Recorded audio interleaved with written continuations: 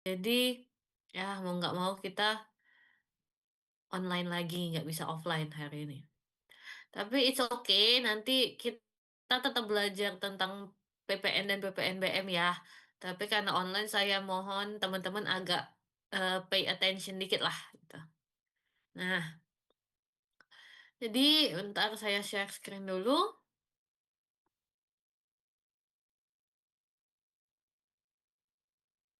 Oke, share screen saya udah kelihatan. Udah, Bu. Oke, nah jadi kemarin kan kita udah belajar tentang eh, PPH ya. PPH. Nah, setelah PPH itu ada PPN dan PPNBM. Nah, kenapa teman-teman perlu belajar ini? Nah, karena nanti ketika kepabeanan, ketika teman-teman menghitung bea masuk, PDRI, penerimaan dalam rangka impor ya, itu semuanya akan masuk dalam komponen perhitungannya. Gitu. Jadi nanti di kepabeanan teman-teman akan akan menghitung bea masuk, menghitung PPH, PPN. Kalau barangnya barang mewah masuk ke PPNBM gitu. Kalau barangnya termasuk yang kayak rokok dan lain-lain itu masuk menghitung cukai gitu. Nah, jadi kita belajar PPN dulu nih. Nah, pengertiannya itu apa? Jadi PPN itu pajak pertambahan nilai, sistem perpajakan yang menggantikan pajak penjualan sejak 1 April 1985. Nah, dasar hukumnya ini teman-teman boleh cari di Google ya untuk yang lebih update-nya. Karena PPN ini yang paling sering berubah gitu. Yang yang dasarnya paling sering berubah, yang aturannya paling sering berubah. Seingat saya, terakhir itu Undang-Undang Nomor 42 Tahun 2009. Tapi kemarin kan sempat ada isu juga kan, yang PPN mau dinaikin 11%, tapi walaupun nggak jadi. Nah, eh make sure dulu kita nanti dicek dulu ya undang-undangnya udah berlaku atau belum. Seingat saya sih udah mulai berlaku dan PPN-nya udah 11%. Makanya nanti kalau kita belajar perhitungan itu udah 11%. Nah, kalau PPNBM itu Undang-Undang Nomor 8 Tahun 1983 tentang pajak pertambahan nilai barang dan jasa dan pajak penjualan atas barang mewah. Itu dirampungkan jadi UU 42 tahun 2009. Ya, awalnya itu di tahun 83, nah tapi sekarang diupdate lagi gitu. Nah, PPN ini adalah pajak yang dikenakan atas penyerahan barang kena pajak atau BKP di dalam daerah pabean. Nah, daerah pabean itu maksudnya apa? Daerah pabean itu adalah seluruh wilayah Indonesia, tuh, yang dilakukan oleh pengusaha, impor BKP. Nah, nanti kalau teman-teman uh, ngimpor barang masuk ke wilayah Indonesia itu mah kena PPN tuh. Terus penyerahan JKP di dalam daerah pabean. JKP itu jasa kena pajak oleh pengusaha. Terus pemanfaatan BKP atau JKP dari luar daerah pabean di dalam daerah pabean. Maksudnya apa? Kalau kita ngimpor barang dari luar Indonesia atau mendatangkan tenaga kerja asing gitu kan, itu kena PPN juga. Atau mengekspor juga, oh, itu kena. Nah, sifatnya ini ya, sifat PPN ini pajak yang ada di setiap tahap produksi. Itu ngeri sih ya dengernya setiap tahapnya itu ada pajak, tapi ditanggung oleh konsumen akhir. Gitu. Jadi maksudnya itu apa? Nih ya, multi stage tax. Jadi maksudnya itu kalau teman-teman ambillah contoh dari untuk menghasilkan apa ya? Satu handphone nih, satu handphone itu kan ada produsennya nih, Samsung.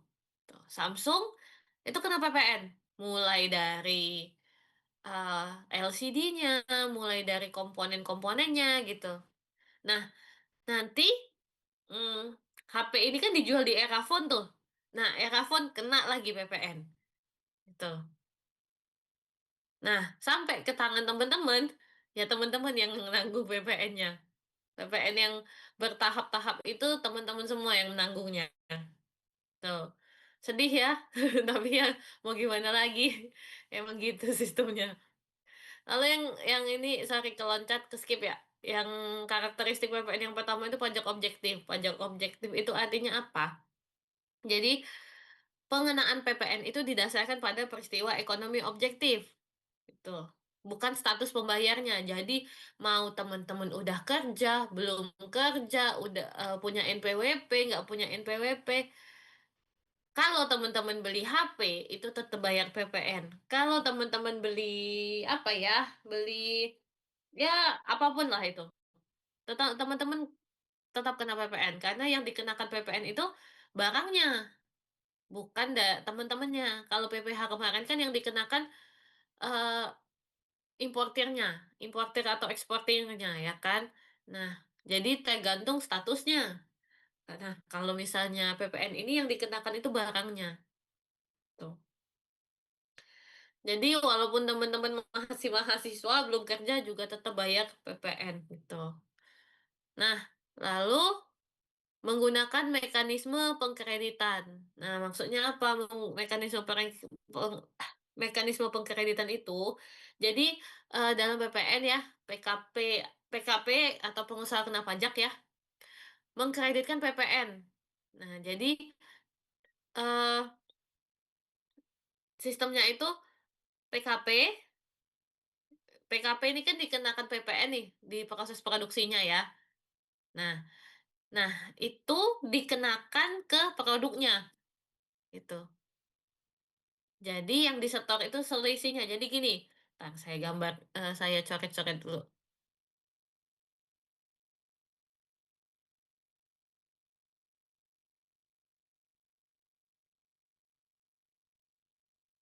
Jadi dalam PPN itu teman-teman ada yang namanya PPN masukan. Nah, PPN masukan ini adalah PPN yang dibayar oleh produsen ya saat melakukan pembelian. Jadi produsen itu bayar PPN juga, teman-teman. Nah, saat produsen melakukan pembelian, ya, produsen dikenakan PPN masukan. Nah, kalau misalnya dari pembelian ini maksudnya apa? Pembelian bahan baku misalnya kan. Nah, dari bahan baku ini jadilah barang A misalnya. Nah, ketika dijual, barang A ini ada PPN-nya, namanya PPN keluaran. Hmm. Nah, PPN keluaran itu apa? Jadi, PPN keluaran itu adalah selisih ya. Selisih dari, bentar. Nanti kan dikenakan PPN keluaran nih, misalnya ini bayar 11%. Misalnya dari bahan baku berapa ya? 10.000 lah misalnya. 11%-nya 10.000 berapa?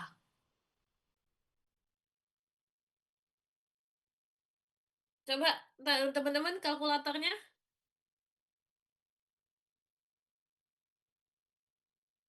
11%-nya 10.000 berapa yuk? 1.100 bukan Ibu? 1.100. 1.100 ya.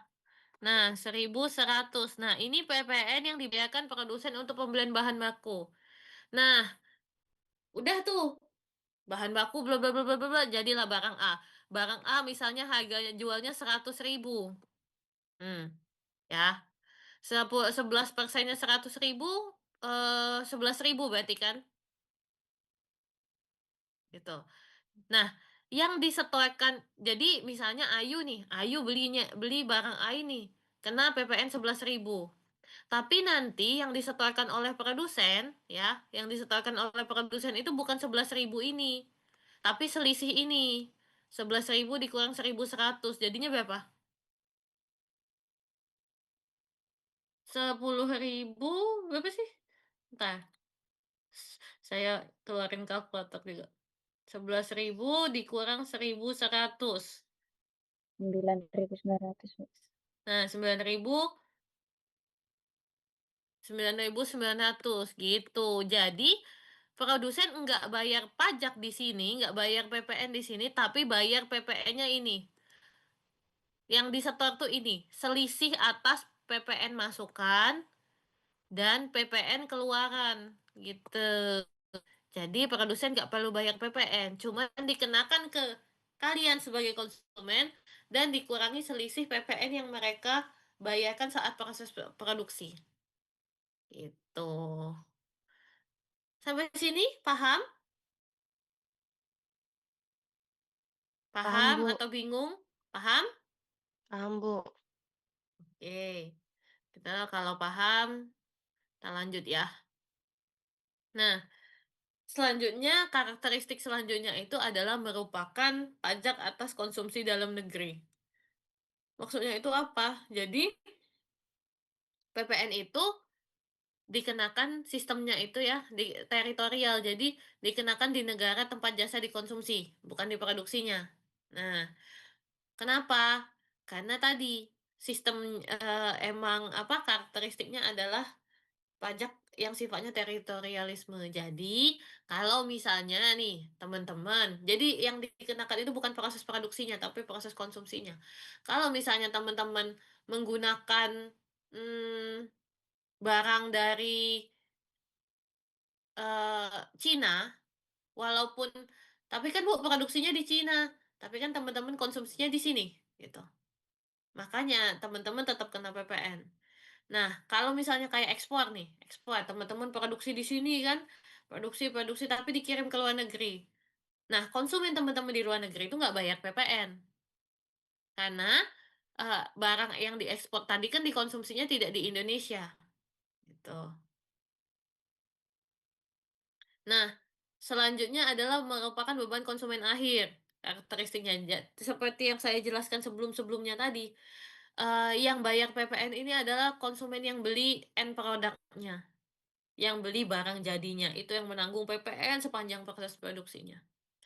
Lalu PPN itu netral terhadap persaingan. Netral terhadap persaingan ini maksudnya apa? Jadi semuanya kena. Semuanya itu dikenakan PPN, nggak ada perbedaan UMKM atau perusahaan mikro, kecil, menengah, atau skala besar gitu. Semuanya kena PPN dalam besaran yang sama. Makanya disebut netralitas.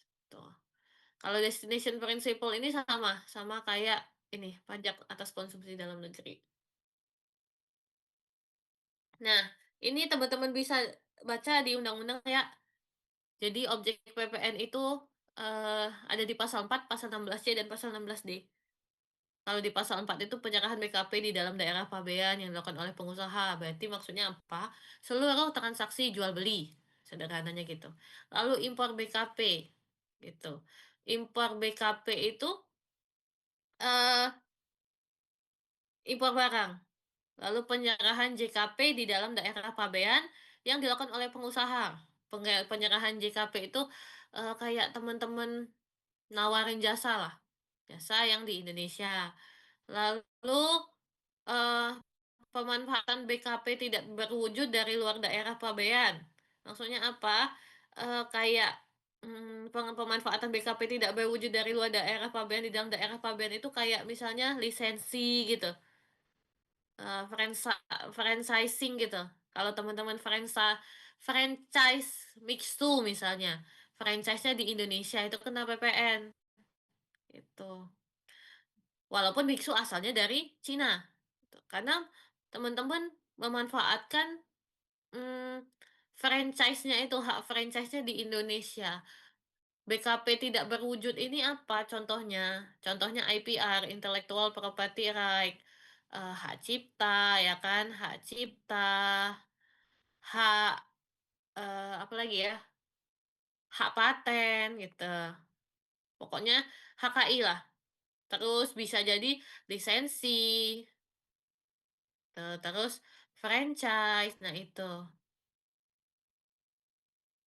Nah, lalu pemanfaatan JKP dari luar daerah pabean di dalam daerah pabean, ini ketinggalan pabeannya.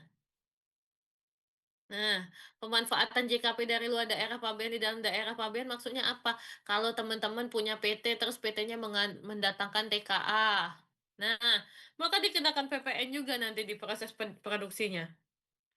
Lalu ekspor BKP berwujud oleh PKP. Nah, ini kenapa kata saya tadi kan, kalau ekspor kan dikonsumsi di luar negeri, Bu, nggak kena PPN kan, Bu?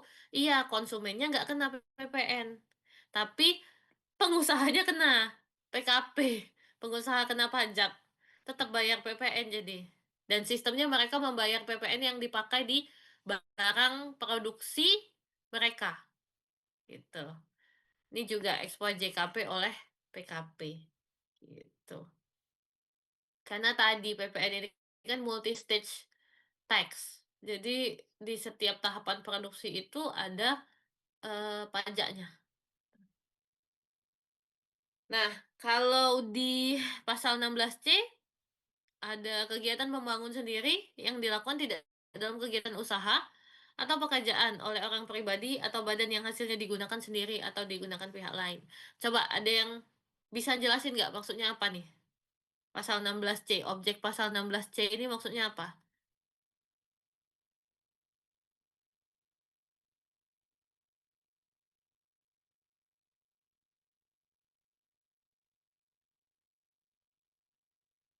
Coba silakan.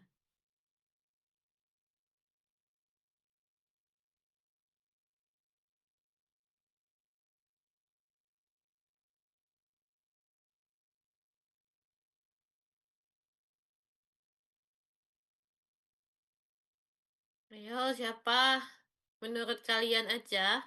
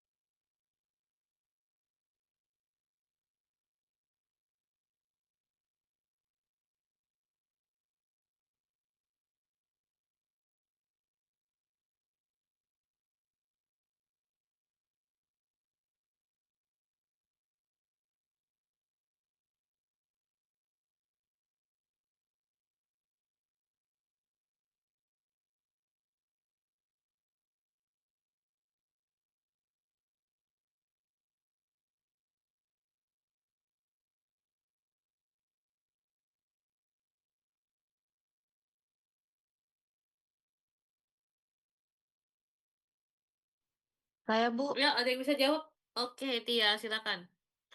itu Bu kayak seseorang yang ini ya Bu, yang ngebangun rumah, tapi ya itu barangnya itu bisa dipakai pribadi atau nggak dipinjamkan ke keluarga, tapi bukan unsur untuk menghasilkan uang gitu ya Bu, untuk usaha. Iya, iya benar. Jadi, eh maksudnya ini apa? Kalau Tia bangun rumah, ya, Tia bangun rumah, itu dan nggak dipakai bukan bangunin rumah orang ya, bangun rumah untuk sendiri atau apa itu kena PPN, rumahnya jadi objek PPN dan Tia wajib bayar. Nah, kalau Tia punya usaha konstruksi dan membangunkan rumah orang, misalnya Tia arsitek atau whatsoever lah, bangunin rumah orang, nah itu objek PPN, tapi yang bayar konsumennya, gitu. Nah, kalau Tia bangun rumah Tia sendiri, yang bayar Tia, gitu. Itu objek di pasal 16C. Itu spesifik banget nih. Tapi biasanya teman-teman cuma, kalau di LPI cuma bahas yang ini sih, impor ekspor. Lalu, objek pasal 16D itu penyerahan BKP berupa aset yang menurut tujuan semula tidak untuk diperjualbelikan oleh PKP.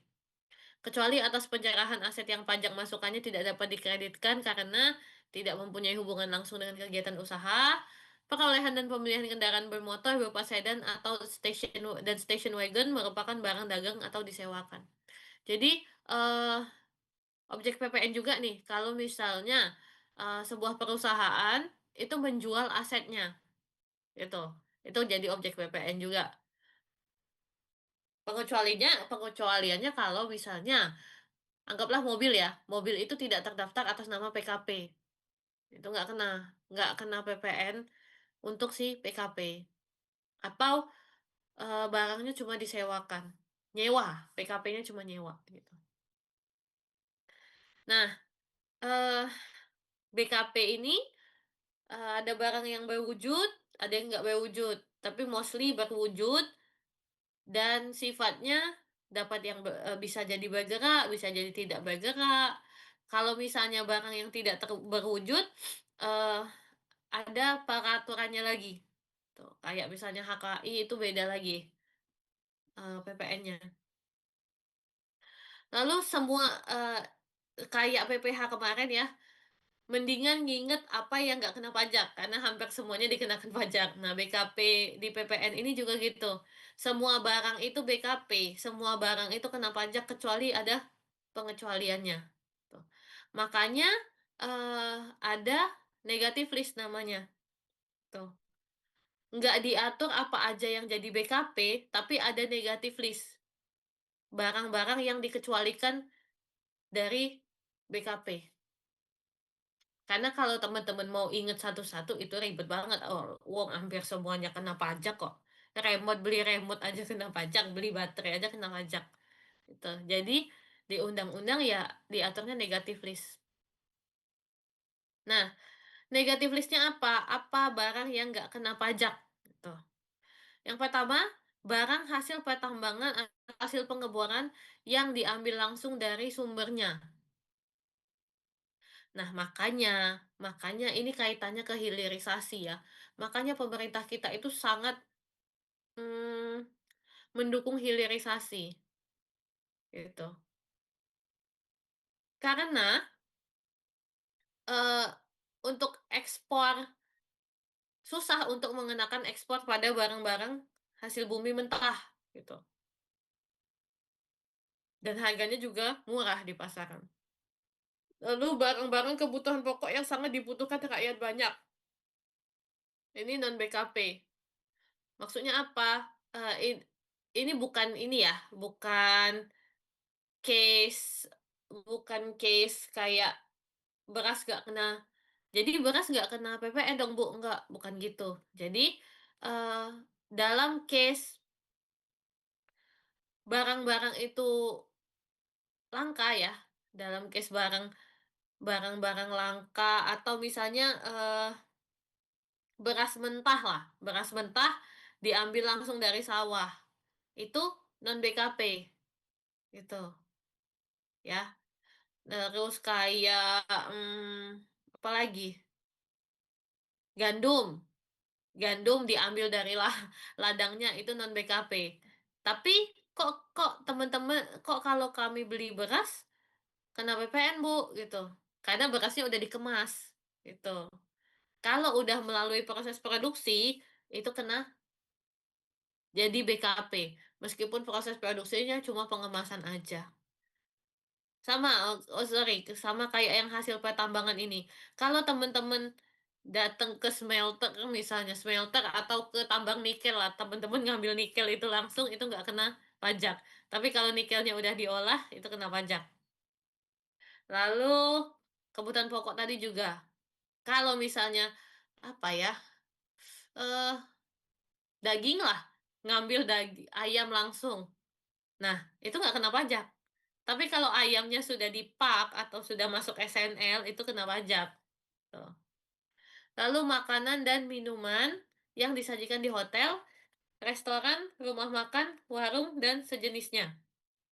Nah, ini maksudnya apa? Kenapa makanan dan minuman di hotel itu nggak kena pajak? Karena mereka sudah dikenakan pajak yang lain, namanya pajak hotel, pajak hiburan kalau nggak salah namanya. Makanya nggak dikenakan, tuh. Biar nggak double tax.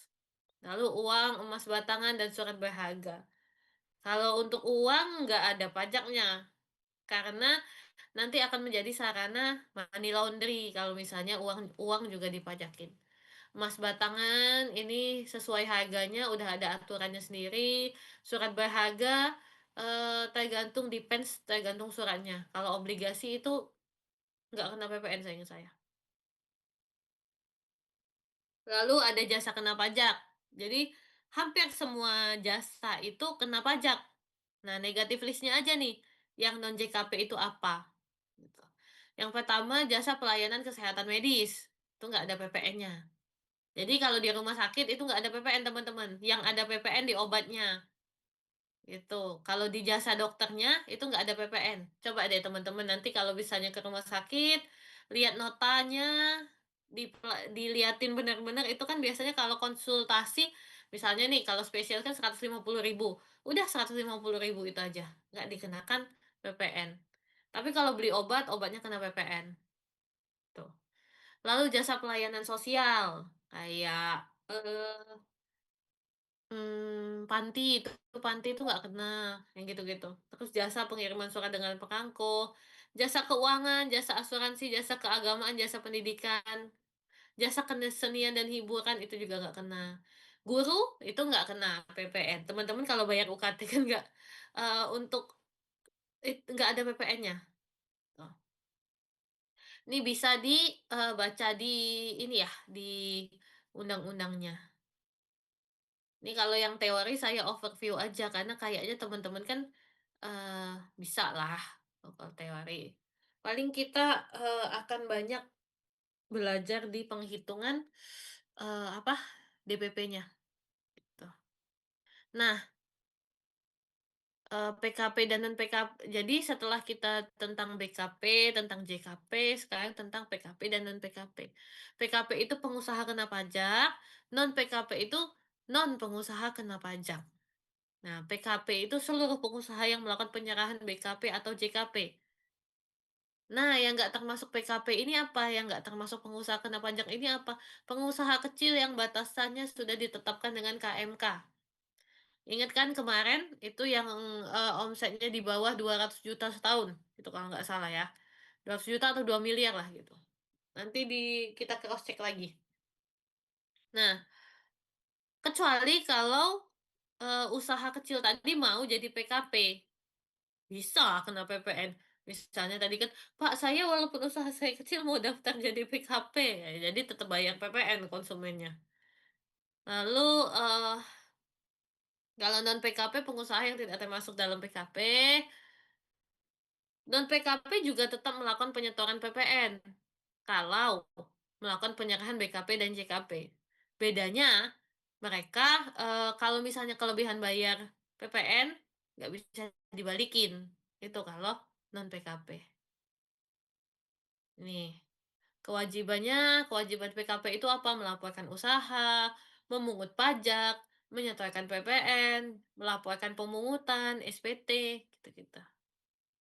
Nah, nih PPN. Oke, bentar. Yang hitung DPP kita skip di terakhir aja ya. Kita secara apa? Garis besar dulu belajar tentang teorinya. Nah, jadi di dalam PPN tadi seperti yang saya jelaskan ya. Ada pajak keluaran dan pajak masukan. Nah, pajak keluaran itu pajak yang dipungut pengusaha ke konsumen. Nih, jadi,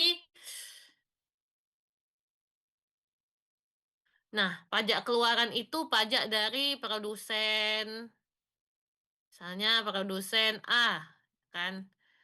Pajak yang dikenakan ke tiap. Ini pajak keluaran, pajak yang dibayar oleh Tia ke produsen A. Sementara kalau pajak masukan itu pajak yang dibayar produsen A ke suppliernya. Ya kan namanya produksi kan ada beli bahan baku, ada menggunakan jasa dan lain-lain. Pajak masukan itu adalah yang dibayarkan si produsen APKP ini ke entah suppliernya entah apa. Misalnya mereka suppliernya Ayu gitu kan. Nah, ini pajak masukan. Yang ini pajak keluaran. Salah, berarti mestinya panahnya gini. Nah, gini panahnya. Tia bayar ke produsen A bayar ke Ayu gitu. Nah, berapa PPN yang harus dibayar oleh si produsen A? Nah, produsen besar PPN yang harus dibayar itu cukup pajak keluaran PK ya dikurang PM pajak masukan. Jadi yang dibayar itu selisih PPN yang dibayarkan Tia dan PPN yang diterima Ayu gitu. Itu PPN yang harus disetorkan ke pemerintah, ke negara, sorry. Hmm. Bentar, kok stop share? Nah, itu. Jadi, PPN itu jadi kalau misalnya teman-teman bayar PPN 15.000 nih, nggak bulet-bulet yang disetorkannya 15.000, tapi dikurangi dulu dengan PPN yang harus dibayar oleh si produsen itu berapa, gitu. Nah, jadi ini ada semacam ketentuan-ketentuannya ya. Kalau misalnya pajak keluarannya lebih besar daripada pajak masukan, maka PKP harus membayar selisihnya, gitu. Maksudnya itu apa? Jadi PN dari konsumennya itu ya, tadi kan PPN yang dibayar itu kan pajak keluaran dikurangi pajak masukan. Nah, kalau misalnya hasilnya minus, maka PKP harus bayar selisihnya, gitu.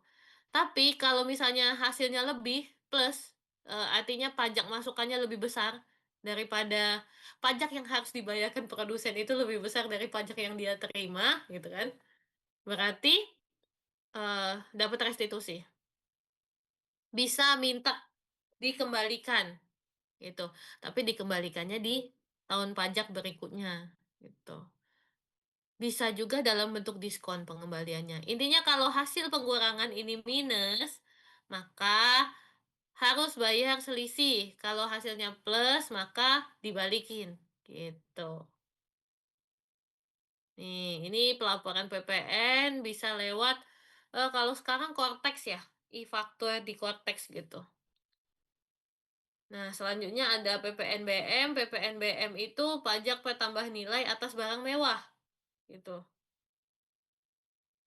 PPNBM itu dikenakan ke barang yang tergolong mewah oleh produsen untuk menghasilkan dan mengimpor kegiatan tersebut. Contohnya apa? Contohnya misalnya tas branded gitu kan, atau Mercy, atau mobil-mobil mewah, mobil-mobil plat ijo. Nah, mobil-mobil plat ijo itu kan kata-kata mobil mewah ya teman-teman.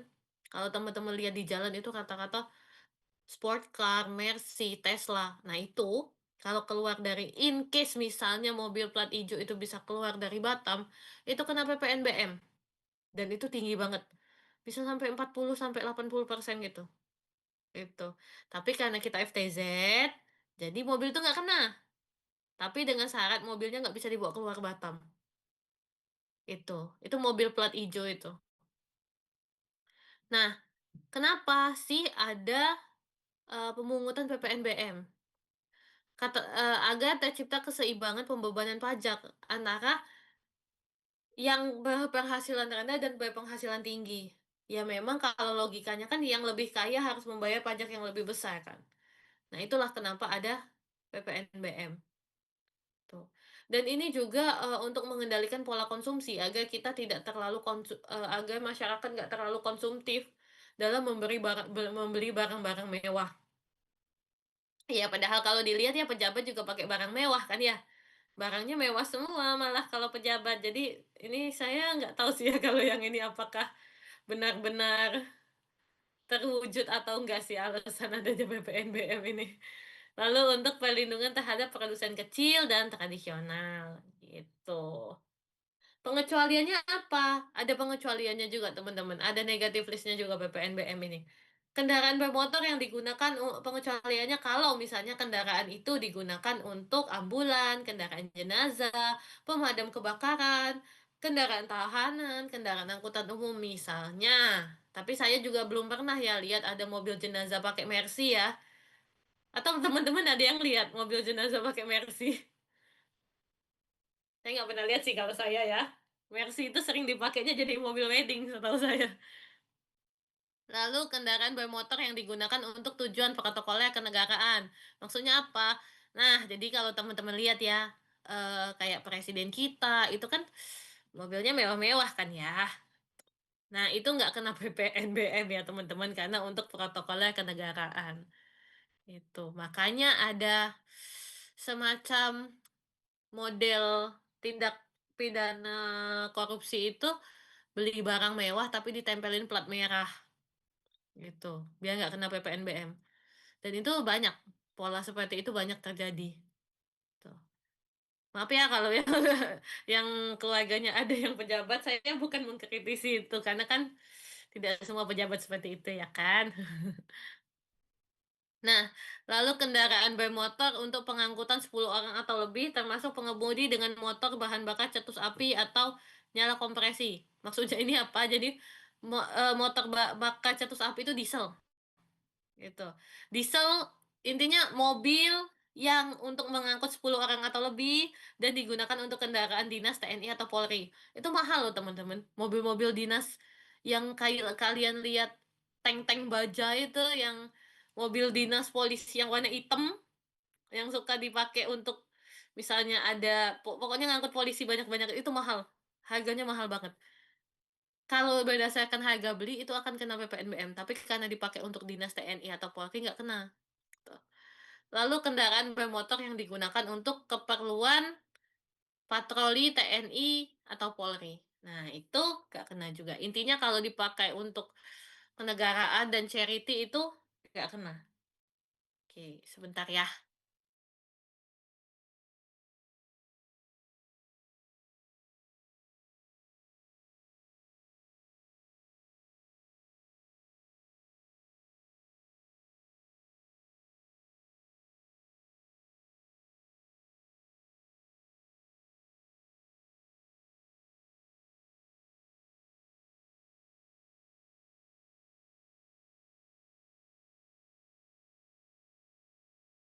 Oke, oke, sampai sini ada yang mau ditanyain nggak terkait PPN? Lebih susah ini atau PPH?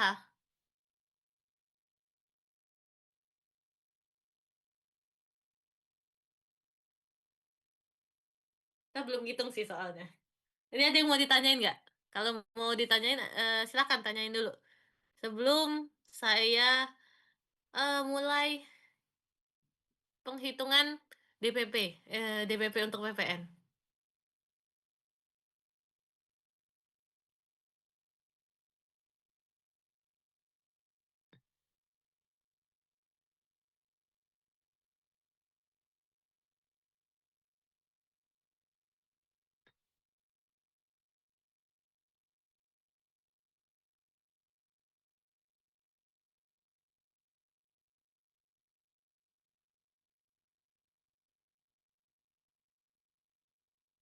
Nggak ada?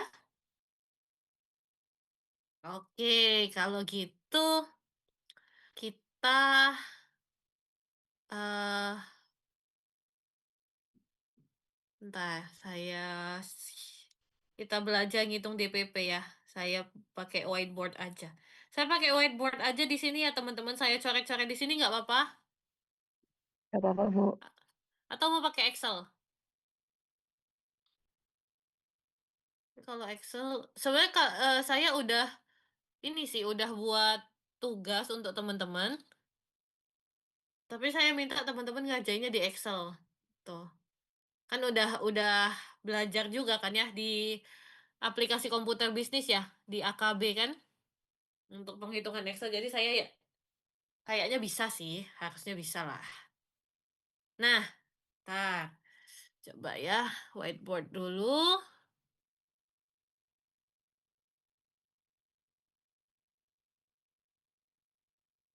Oke,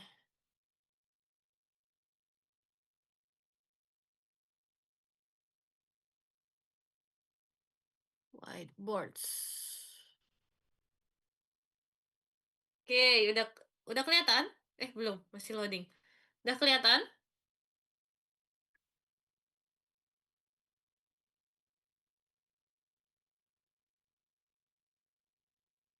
Sudah, Bu. Sudah, Bu. Oke, udah ya. Nah, sederhananya PPN itu cara menghitungnya itu ya eh PPN itu tarif tarif PPN maksudnya apa 10% atau 11% dikali DPP. Nah, DPP ini dasar pengenaan pajak. Apa? Jadi harga jual jual neto. Jadi kalau misalnya tadi barangnya Kalau kita pakai PPN yang 11% dikali barangnya harganya 100.000, maka PPN-nya 11.000, ya kan? Kalau case-nya gini, gampang teman-teman. Kalau harganya neto. Nah, yang jadi masalah, seringkali harganya ada diskonnya, ada eh, ada juga yang udah termasuk ongkos freight gitu-gitu. Itu yang agak jadi PR. Lalu gimana kalau misalnya harganya udah termasuk PPN? Gitu. Gimana kalau misalnya nih, eh kalian beli barang dengan harga 165.000, udah plus PPN. Nah, gimana cara cara nyari DPP-nya? Karena harus DPP itu kita harus tahu DPP itu untuk menghitung PPN. Nah, kalau untuk mencari DPP, maka harga bukan ya, harga final dikurang sorry sorry, bentar, bukan dikurang, karena tadi kan kita kali. Jadi mestinya dibagi 1 ditambah tarif. Tarifnya tadi misalnya 11%. Nah, coba 165.000 dibagi 1 tambah 11/100. Nah, pusing nggak? Pusing. Kalau diginiin pusing teman-teman. Jadi harusnya teman-teman gini aja. Dibagi 1, kegedean kayaknya saya nulisnya. 11/100 ini kan sama dengan, ingat nggak? 0,11, ya kan? Masih ingat kan? Jadi 165.000 dibagi 1,11. Nah, berapa hasilnya? Nggak apa-apa, boleh kok pakai kalkulator nanti pas kepabeanan. Berapa?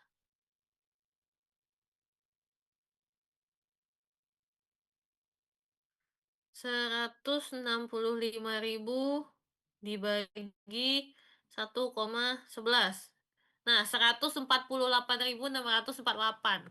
Nah, ini berarti DPP-nya adalah segini, teman-teman. Ini adalah harga barang sebelum kena pajak. Gitu. Sampai sini paham? Paham ya? Bu. Paham. Oke. Ini cara menghitung DPP kalau udah harganya udah termasuk PPN. Gitu.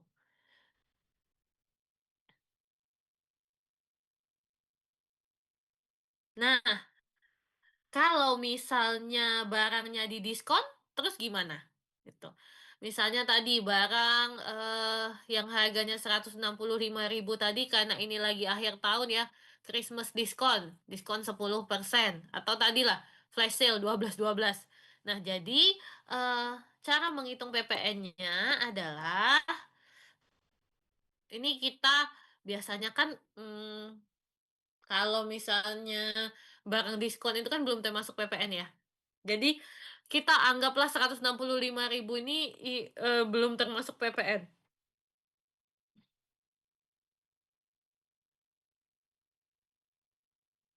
Nah, jadi cara menghitungnya itu gimana?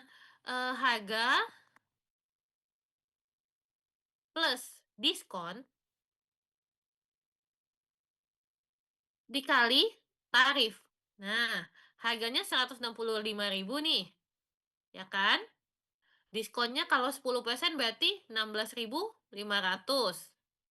Kita kali dengan tarif PPN yang 11% tadi. Gitu. 165.000 dikurang, sorry. Diskon kan dikurang ya. Nah, dikurang. Nah, dikurang. Tuh. Jadi 165.000 dikurang 16.500 itu hasilnya 148.500. Nah, dikali 11%. Jadi teman-teman, yang dikenakan PPN itu bukan harga awal. Kenapa? Karena konsumen membayarnya dengan harga ini, gitu. Jadi nggak dikenakan di harga ini. Nah, kita hitung 148.500 dikali 11%. Nah, berarti PPN-nya Rp16.335. Ini kalau barangnya di diskon, gitu. Oke, sampai sini paham?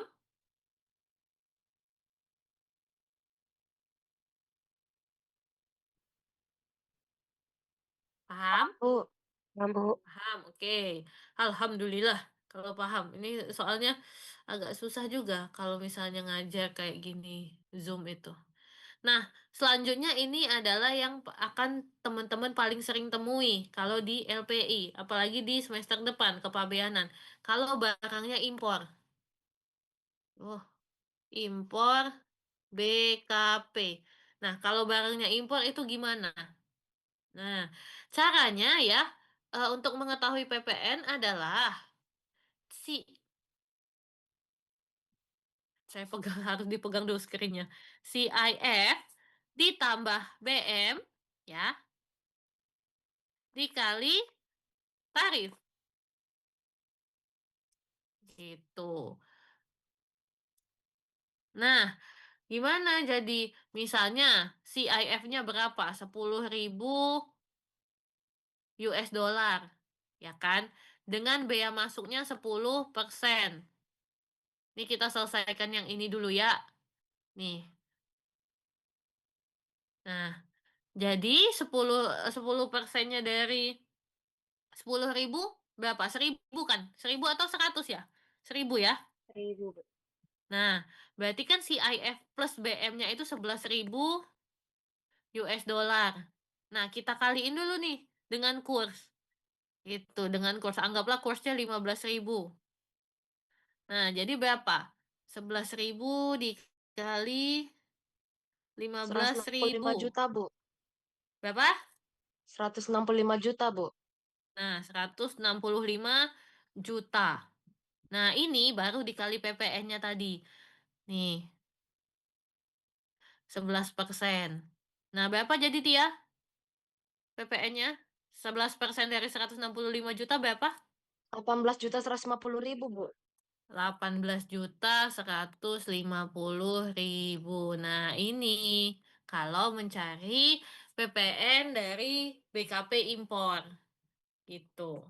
Ini yang akan teman-teman banyak temui di semester depan. Intinya kalau PPN impor itu nih, CIF plus bea masuk ya, terus dijadikan rupiah dulu karena PPN itu kan pengenaan pajak dalam negeri. Jadi nggak bisa teman-teman ngitung dalam bentuk dolar. Harus dirupiahkan dulu. Beda kalau bea masuk boleh. Ini harus dirupiahkan, nggak boleh kebalik ya. Harus dirupiahkan dulu, baru dicari PPN-nya berapa. Dapatlah segini. Gitu. Sampai sini, ada yang mau ditanyakan? Oh iya, satu lagi PPNBM ya. Nah, kalau PPNBM itu gimana? Kalau PPNBM itu, eh dia tetap kena PPN dan ditambah PPNBM lagi. Itu. Jadi pajak totalnya, total pajaknya itu adalah PPN plus PPNBM. Berarti DPP dikali tarif ditambah eh, DPP dikali ini kita R lah ya, anggap ini tarif PPN, yang ini tarif PPNBM. Jadi kenanya itu double. Tadi anggap kalau PPNBM ini kan biasanya barangnya di atas 10 M ya. Iya, di atas 10 M. Anggaplah 10 miliar. Nah, kita cari dulu yang ini dikali 11%. ditambah 10 miliar dikali anggaplah misalnya PPNBM-nya 40%. Wah, gede nih, bakal apa nih gitu kan. Nah, total pajak yang harus dibayarkan oleh, si importir ini, misalnya ini tas Hermes ya, Hermes yang dipakai Syahrini itu kan mahal tuh 10 M tuh kayaknya kan. Nah, kita hitung ya, 10 M dikali 11%. Nah, ini kita dapat 1,1 M. Wah, gede banget pajaknya. Saya aja kaget ngitungnya ini. Nah, ini PPN-nya, ini baru PPN-nya. Ditambah PPNBM-nya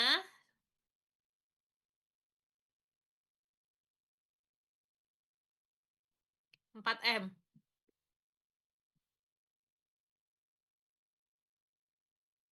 Nah, totalnya berapa? 5,1 M. Ah, ini pajaknya doang loh, teman-teman. Oh, makanya teman-teman kalau beli Hermes, beli tas-tas mahal agak dipikirin PPNBM-nya ya, teman-teman.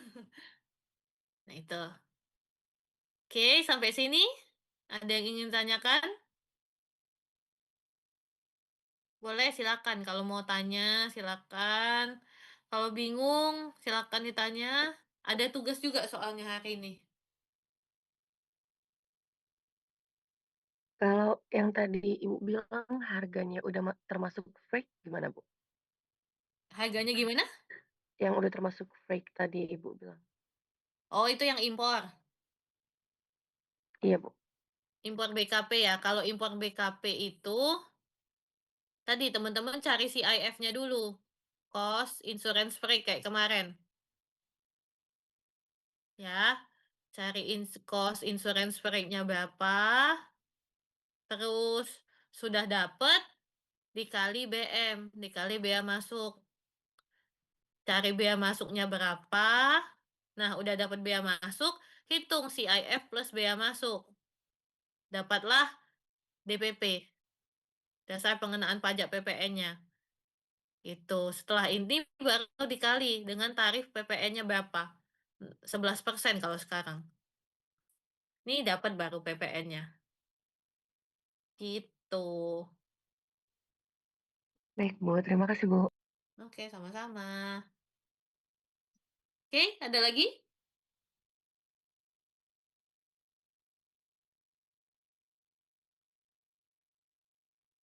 Pusing nggak teman-teman? Pusing nggak?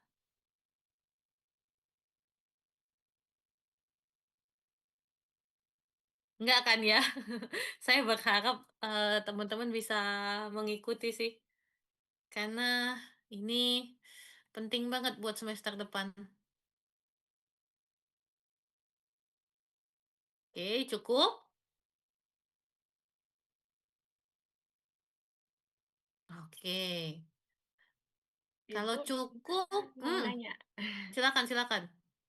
Ini Bu, kalau misalkan kita minggu lalu ngitung PPh, terus minggu ini kita hitung PPN. Berarti kalau Mhm, seandainya beli suatu barang, terus dikenakan PPN sama PPh juga, berarti misalnya harga barangnya 10.000, 10.000 itu baru bakal ditambah dengan PPN, baru ditambah lagi dengan PPh, kayak gitu ya, Ibu? iya. Itu, jadi itu terserah mau PPh dulu atau PPN dulu, karena yang dikenakan itu kan DPP-nya, harga barang sebelum kena pajaknya, gitu. Jadi walaupun ditambah PPh dulu, walaupun ditambah PPN dulu, itu nggak akan ngaruh, tuh. Harus ditambahkan dua-duanya, itu namanya PDRI, Dina, penerimaan dalam rangka impor,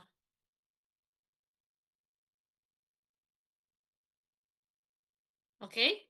Baik Ibu, terima kasih. Mhm. Jadi teman-teman nanti jangan salah ya, ketika di kepabeanan itu nanti ada BM, ada PPh, ada PPN. Nah, sistem hitungnya jangan, harga yang udah dikasih PPh terus teman-teman kalikan ke PPN, kalau gitu pasti salah. Sistem penghitungannya itu adalah DPP, dasar pengenaan pajak, ya. Kalau dasar pengenaan pajaknya bea masuk, itu adalah CIF, ya. Dicatat, dicatat dan diingat ya. Soalnya ternyata saya dapat update dari Bu Ayu semester kemarin itu yang lulus cuma orang 27, bukan orang 70, gitu. Jadi tolong dicatat. Kami berharapnya tahun depan ada peningkatan sih ya, paling nggak setengah lah, setengah dari angkatan lah yang bisa lulus.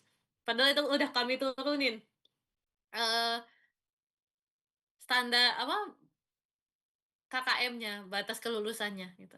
Jadi, kalau mau menghitung bea masuk, oke, bea masuk itu standar pengenaannya adalah CIF, ya. Bea masuk itu CIF, Cost Insurance Rate, oke? Kalau DPP untuk dasar pengenaan pajak untuk PPH dan PPN, ini khusus yang impor ya, karena nanti teman-teman akan banyak belajar yang impor, adalah CIF plus BM dikali kurs. Itu.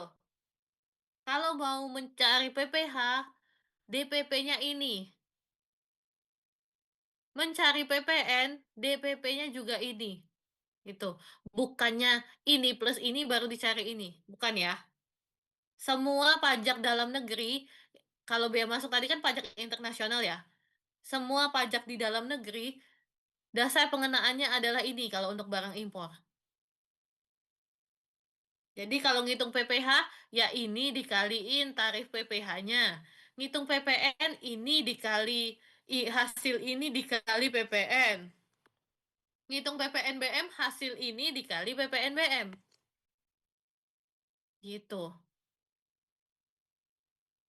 Oke? Karena banyak case-nya itu yang keliru. Udah dihitung PPH, dapat nih PPH kan, dapat pajak plus PPH, terus itu nanti yang dihitung buat PPN. Padahal harusnya enggak. Oke? Sampai sini?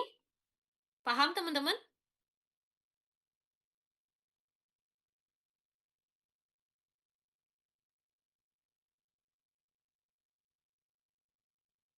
Cukup?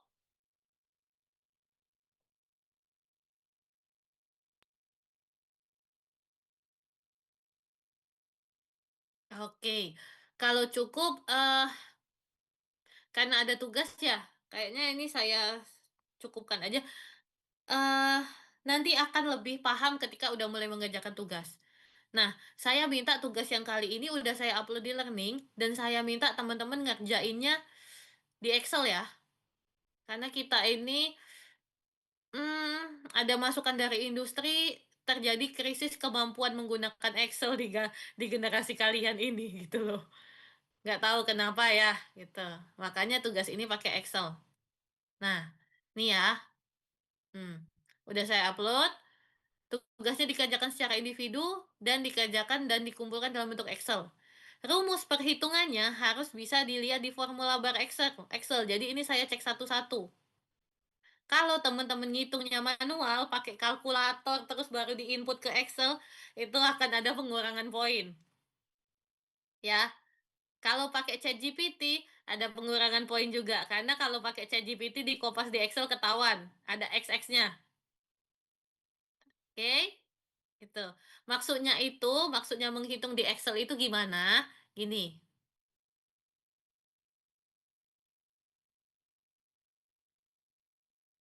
menghitung manual itu maksud saya teman-teman nggak boleh ngitung pakai kalkulator terus diinput di Excel ya. Harus gini.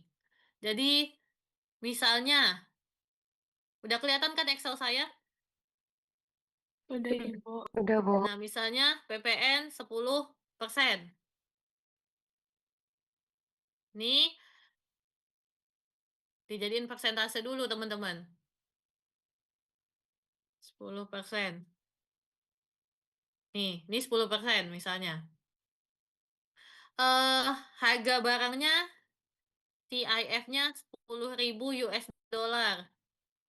Tuh. Bea masuknya, BM-nya bea masuknya 10%. Nah, jadi gimana cara nyarinya? Nyari misalnya DPP untuk PPN-nya ya, berarti kan ini ditambah ini, ya kan? Ini ikut persentase. Ini kalau saya sih lebih suka dijadiin formula soalnya, sering error. DPP sama dengan CIF plus PP BM, sorry.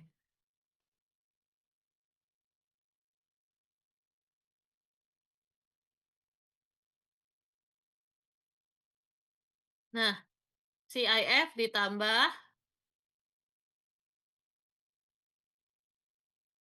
wait, ini error nih kayaknya nih. Biasanya saya gini juga.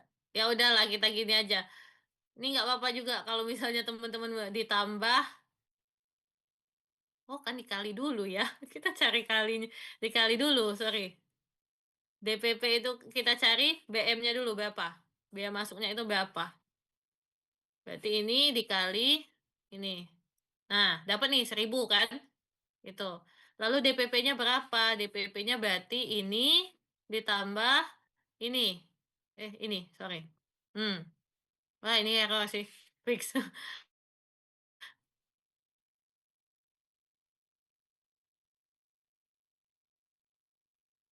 Iya, error nih. 10.000 ditambah 1.000. Oh iya, sorry teman-teman, kayaknya Excel-nya error. Harus dimatiin dulu. Ya, error ini. Nah, intinya gitu. Harus di eh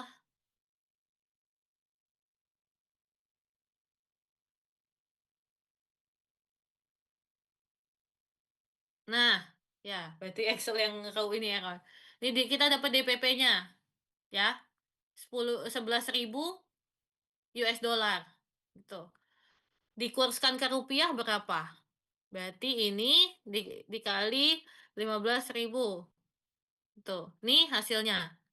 Lalu PPN-nya berapa? PPN-nya berarti, 10% ya kan? 10% dikali nih. Nah, ini PPN-nya, gitu. Nah, teman-teman mengerjakannya harus seperti ini ya. Nggak boleh ngitung di kalkulator terus dipindahin ke Excel.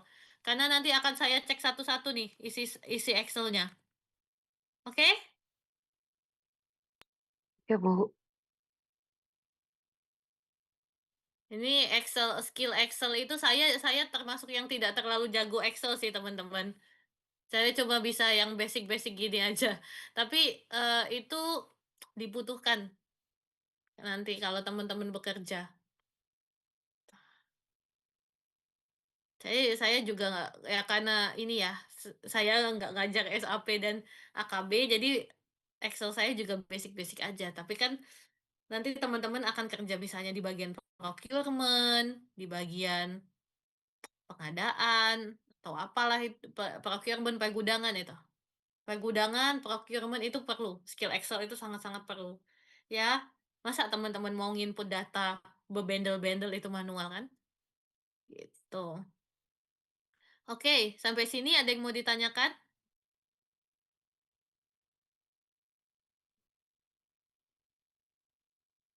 Cukup? Cukup, Bu. Cukup ya? Oke, kalau cukup saya absen dulu. Boleh on cam dulu teman-teman.